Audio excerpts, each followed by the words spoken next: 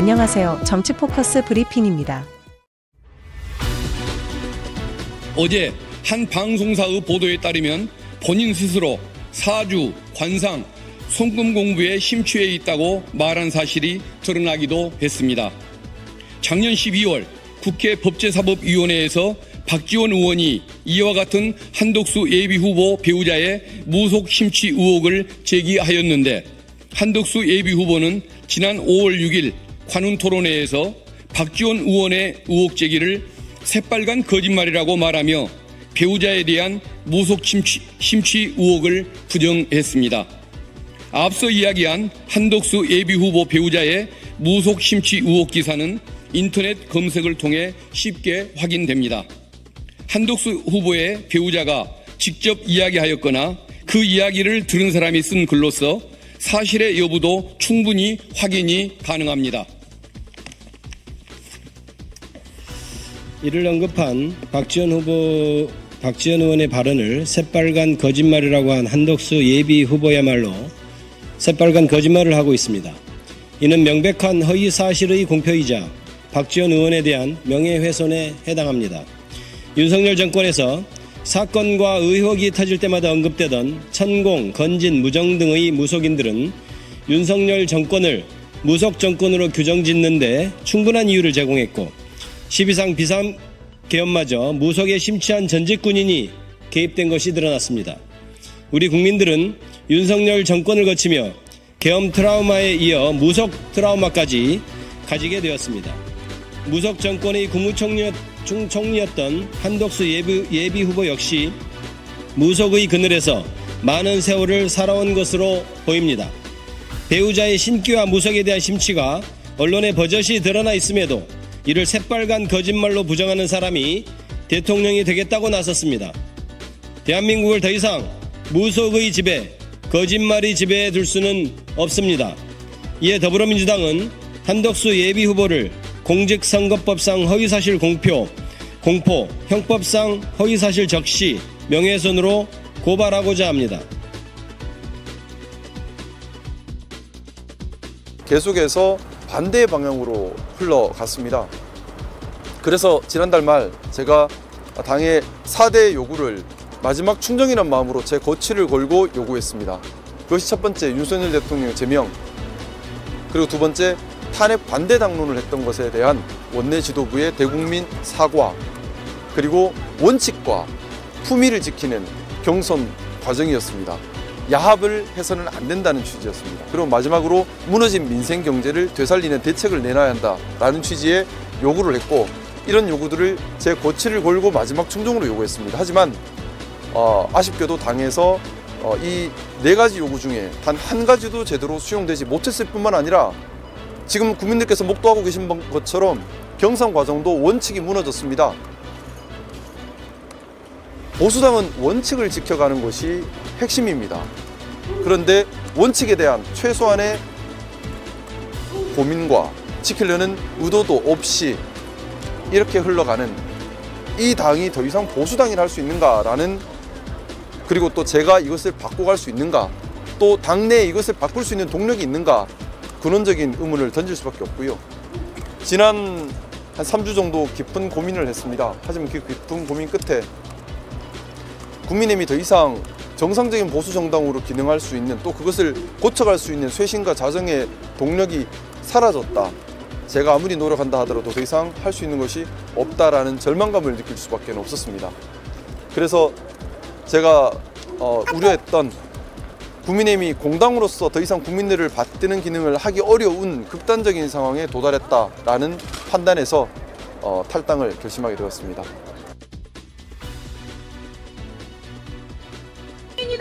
사법 쿠데타 중단하라!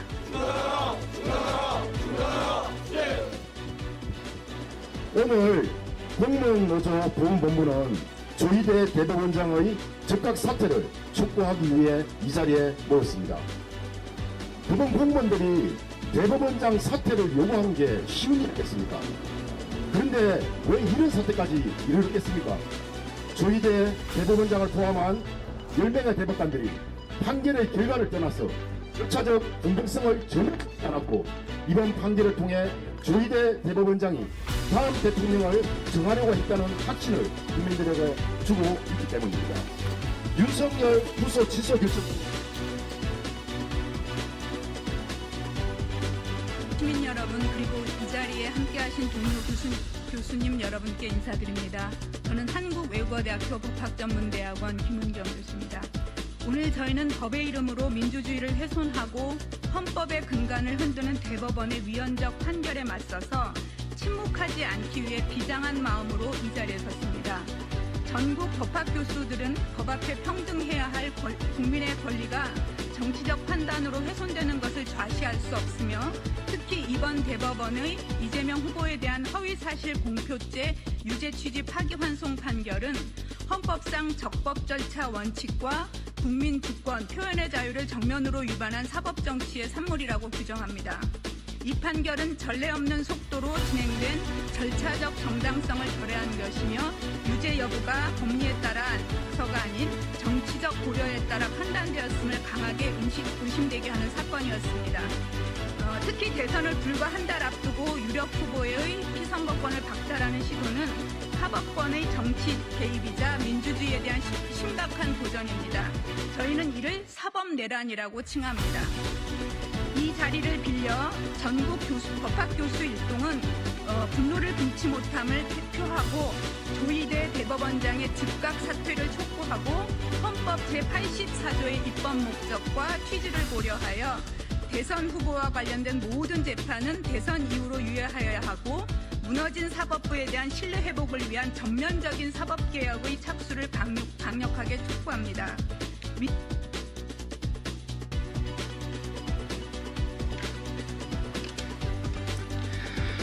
내란 잔당의 선거 공작을 막아 민주주의를 지켜내겠습니다. 공작 정치의 망령이 다시 꿈틀거리고 있습니다. 내란 잔당의 선거 공작 우려가 그 어느 때보다 커지고 있습니다. 이번 대통령 선거는 역대 그 어떤 선거와도 다릅니다. 선거를 공정하게 관리해야 할 행정부와 그 누구보다도 법과 양심에 따른 판결을 해야 할 대법원의 핵심 지휘자들이 내란이라는 초유 사태를 일으킨 윤석열에 의해 임명된 사람들이기 때문입니다. 내란 수괴와 공동 운명체라는 뜻입니다. 내란 과담과 정치 관여 혐의를 조사받고 있는 조태용은 여전히 국정원장 자리를 차지하고 있습니다. 조태용 원장은 내란 국조특위 당시 국민의힘 의원들의 요청에 따라 홍장원 전 차장이 찍힌 본청 내부 CCTV를 공개하는 국정원 사상 초유의 보안 사고를 저질렀습니다.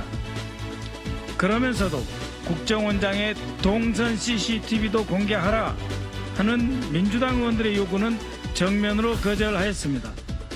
민주주의를 끝장내기 위한 내란 관계 국무회의에 참석했던 국정원장이 내란 수습 과정에서도 드러내놓고 정치 관여를 하고 있는 것입니다. 현재 경찰 조사를 받고 있는 조태용 원장이 자신에 대한 처벌을 피하기 위해 국정원장의 직위를 악용해서 이번 대통령 선거에서 민주당 후보가 당선되지 못하도록 온갖 공작을 시도할 우려가 있습니다. AI 기법, 국내 파트 조직의 활용 등을 이용해서 얼마든지 선거 공작을 할 수 있다는 제보도 있습니다. 또 최근 모 후보 상황실에 들어갔다고 알려진 K씨를 비롯 과거 국정원 국내 정치 담당 경력자들이 내란 옹호 세력의 캠프에 참여 중이라는 제보도 있습니다. 심지어 이러한 움직임의 배후에는 국가정보기관과 퇴직 직원단체에 보이지 않는 손과 입김이 작용하고 있다는 소문도 무성합니다. 왜냐하면 방금 말씀드린 K씨가 전직 직원단체인 양지회의 간부이기 때문입니다. 특히 우리 야권 인사들에 대한 해묵은 색깔 논쟁을 불러일으키려는 위장된 공작 자료를 끌어모으려 한다는 제보도 있어서 주목하고 있습니다. 이번 대통령 선거가 과거 정치공작 전문가들에 의해 조직적으로 오염될 수 있다는 우려가 확산되는 이유입니다.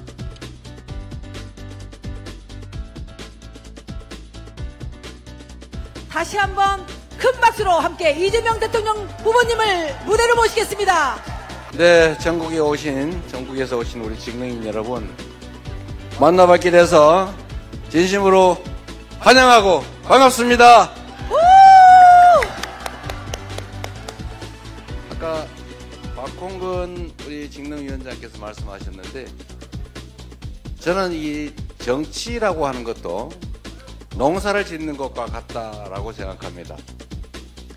근데 지난 시기에 정치라는 걸 보면 농사는 안 짓고 가을이 돼가지고 추수만 하러 다니는 그런 시절이 있었습니다. 이게 정치도 평소에 관계도 충분히 하고 준비도 잘하고 접촉도 잘하고 계획도 잘 수립하고 평소에 충분하게 준비를 해놔서 딱 선거 때가 되면 그냥 수확을 하는 거죠. 결국 저는 이 수확철이 돼서 수확을 하는 것도 봄에 얼마나 열심히, 또 여름에 얼마나 열심히, 가을에 얼마나 열심히 준비하고 경작했냐에 따라서 최종 수확무에 결론이 난다고 생각합니다. 그래서 제가 이렇게 말씀을 그렇게 드린 거죠. 우리 민주당이 대한민국의 살림을 맡으려면 과제가 몇 개 있는데, 첫째는 지역적으로 확장하는 것이고, 지금 우리가 이제 영남이나 이런 데 좀 취약하지 않습니까? 영남에서도 많은 지지를 획득하는 게 중요하다. 두 번째로는 각 사회 부문마다 이해관계를 다양하게 가진 집단들이 있는데, 그분들하고 평소에 관계를 해서 직능으로 진출을 하는 게 중요하다. 그리고 선거 때가 되면 그 결과물을 확인하는 과정이다. 이렇게 말씀을 드리면서 직능단체들과의 관계를 특별히 일상적으로 평소에 잘 맺고, 그분들이 평소에 원하는 바들을 평소에 토론하고 입법을 하든지 국가정책에 반영을 해서 평소에 실제 할 일을 해야지, 선거 때 다 돼가지고 밤에 모여가지고 사진 한 장씩 찍으면 그게 무슨 소용이냐. 그게 뭐 우리 당하고만 찍겠습니까? 딴 데 가서 또 찍겠지. 그렇잖아요. 결국 쌍방으로 더하기 빼기 하면 하나 마나 안 하는 것보다 나은 그런 정도가 되지 않겠냐, 그런 생각이 들었습니다. 그래서 박홍근 원내대표님한테 각별히 부탁을 드려서 평소에 합시다. 그리고 가능하면 우리가 뭔 일인지 조사를 해가지고 입법이나 이런 데서 일방적으로 결과를 만들어내도 그분들은 뭐 그런가 보다 이렇게 생각을 하니, 그분들과 대화를 하고 그 직능단체가 필요로 하는 정책들을 본인들이 스스로 제시하고 또 본인들이 스스로 추진해서 우리 민주당이라고 하는 하나의 수단을 활용해서 그분들이 원하는 바들을 이뤄내는 이런 과정을 평소에 일상적으로 계속 유지해야 된다. 각각의 직능단체들은 그걸 통해서 회원도 좀 늘리고 또 합리적인 정책들을 관철해 내므로써 그 조직 단체들의 위상도 올라가고, 그렇게 하는 게 결국은 궁극적으로 우리에 대한 국민들의 신뢰, 기대를 높이는 길이다라고 말씀을 드렸습니다. 사실 그렇잖아요. 여러분도 뭐 정치적으로 얼마나 복잡하겠어요. 이 사람 저 사람 인연도 많고 지역적으로 여러 인연들도 있어서 정치적으로 한쪽을 선택하기 쉽지 않죠. 그러나 각자의 마음은 있죠. 어떤 정치 집단이 우리에게 실질적으로 도움되는가가 중요하지 않습니까? 그래서 실질적으로 도움되는 일을 우리가 해내면 뭐 지지하지 말래도 지지하지 않겠냐라고 하는 게 제 평소 생각입니다. 그리고 저는 대한민국이 결국 우리 국민들이 주권자인 나라인데, 그래서 민주공화국인데, 그래서 민주국가인데, 결국 이 민주주의라고 하는 것도 결국 이 나라의 주인인 주권자들이 일상적으로 자신들의 목소리를 충분하게 내고 자신들의 이해관계를 100% 관철할 수는 없겠지만 합리적 조정을 통해서 각자가 원하는 바들을 합당하게 얻고 또 부당하게 잃지 않게 하는 것, 이 과정 자체가 저는 정치라고 생각합니다. 그래서 직능단체들이 각각의 직역에서 더 많은 회원들을 확보하고 또 단체 대표들도 사실은 내부 정치를 하는 건데 역시 회원들의 목소리를 많이 듣고 회원들을 위해서 필요한 일들을 충분히 많이 해내면서 또 조직도 튼튼해지는 거 아니겠어요? 그게 결국은 나라도 튼튼해지는 길이다라고 저는 생각합니다. 예, 박홍근 원내대표께서 말씀하신 것처럼 그래서 우리가 길게 보고 지금부터 평소에 합시다 라고 했는데 이상하게 선거를 갑자기 하게 됐어요. 결론적으로는 똑같이 됐어요. 그런데 그것도 미리 준비 안 했으면 이렇게 상황리에 못했겠죠. 고생하셨고 감사드립니다. 우리 사회에는 사실 매우 복잡하죠. 국가라고 하는 게 결국 각각의 개인들, 국가는 곧 국민인데, 국민이 곧 국가인데, 국가는 국민들의 더 나은 삶, 공동체의 더 나은 미래를 위해서 존재하는 것 아니겠습니까? 그런데 우리 국민들은 사실은 생각도 다르고 사는 것도 다르고 이해관계도 달라서 각자가 원하는 걸 모두 얻을 수는 없죠. 그러나 그렇다고 입국 다물고 있을 일은 아니죠. 각자가 또 원하는 바들을 충분히 제시하고 또 자신의 입장이 타당함을 또 설득하고 또 이해관계가 충돌하면 조정을 해내고 그걸 통해서 합당한 결론에 이르는 것이 필요한데 거기서는 개인보다는 조직화된 이해관계를 같이 하는 조직화된 집단의 역할이 매우 중요합니다. 5,200만이라고 하는 숫자가 결코 적은 게 아니죠. 그러니까 여기 계신 분들 대개 각 단체의 임원진들일 가능성이 또는 적극적인 활동가일 가능성이 많은데 여러분들이 여러분 직역의 일을 잘 챙기는 것이 결국 대한민국이라고 하는 공동체를 튼실하게 만드는 겁니다.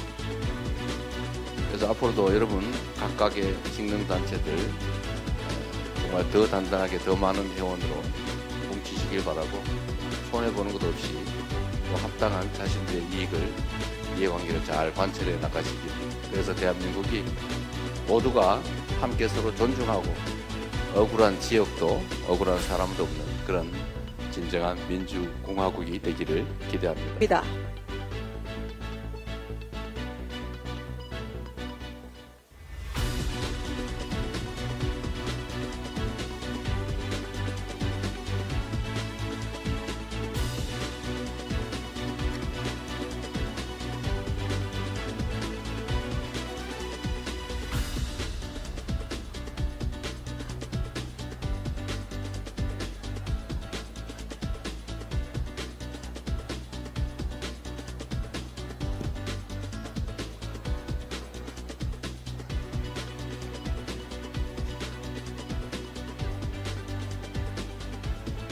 다음은 우리 사회복지연대 준비해 주시기 바랍니다. 네.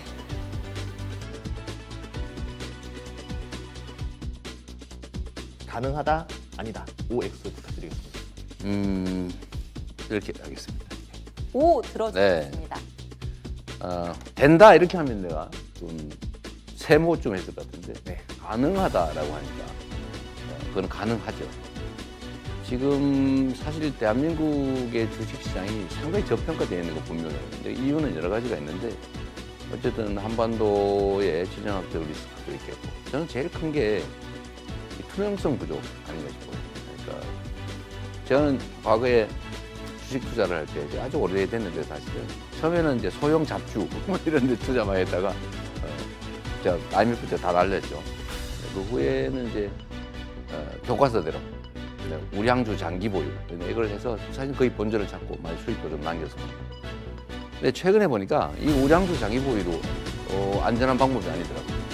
왜 그러냐 했더니 뭐 회사를 물적 분할을 하거나 뭐 이렇게 해가지고 알맹이를 빼가지고 난 분명히 우량주를 가지고 있었는데 어느 날 보니까 껍데기주 잡주가 돼 있는 거죠. 그래서 이렇게 되면 사람들이 믿고 주식시장에 진입하지도 않고 탈출하게 됩니다. 그러면 수요 부족으로 당연히 주가가 떨어지겠죠. 그리고 지금 대한민국 주식시장에 보면 소위 주가 순자산 비율이라고 그러죠. 뭐 PBR이라고 그러죠. 그게 보통 당연히 1을 넘어 1이잖아요. 청산 가치가 1인데 청산하는데 그 금액이 나오는 게 1이니까. 근데 10분의 1밖에 안 되는 주식이 있다는 거예요. 그러니까 0.1밖에 안 되는. 그러면 사실 이론적으로 보면 그 주식을 사가지고 회사를 청산을 하면 10배가 남는다. 그렇게 얘기할 수 있는데 그런 주식이 이렇게 많이 있다는 게 이해가 안 되잖아요. 이게 뭔가 다 비정상이죠. 주가 조작해서 처벌받는. 저는 요즘도 보면 저거 주가 조작하고 있구나 이렇게 보이거든요. 그래프가 이렇게 나중에. 그래서 그런 것들이 다 총체적으로 주식시장을 망치고 있는데 이걸 어떻게든 좀 고쳐야 되지 않을까 싶어요. 저는 이런 비정상 요소, 그러니까 현재 우리 경제 산업 구조 상황 그대로 두고 객관적인 펀더멘털을 그냥 두고 이런 문제들 산업 정책이 전혀 제대로 정부에서 제시되지 않잖아요. 도대체 한국의 경제와 산업은 어디로 가느냐? 정부에서 제시하는 게 없어요. 태양광, 재생에너지 그럼 그거에 탄압하고 있고 이러잖아요. 그러니까 어디로 가는지 모른다. 정책의 불안정.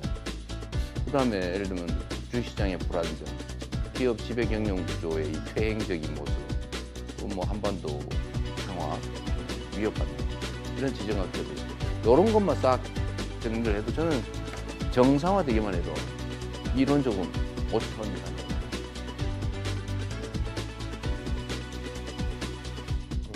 평균 지금 그 주가 순자산 비율 전체가 1이 안 된다고 보고 해요. 네, 맞습니다.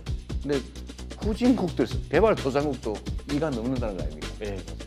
근데 개발도상국 수준으로만 평가돼도 5천이 넘어요. 그런 걸 보면 5는 일단 맞는데 지금에 있는 이런 현실적인 문제를 고치지 못하면 계속 2,500에서 1,000을 위협받으면서 살아야 되지 않을까 그런 생각이 듭니다. 그래서 가능하다는 측면에서는 딱이 따라 다르다. 네, 알겠습니다. 가능하다. 이렇게.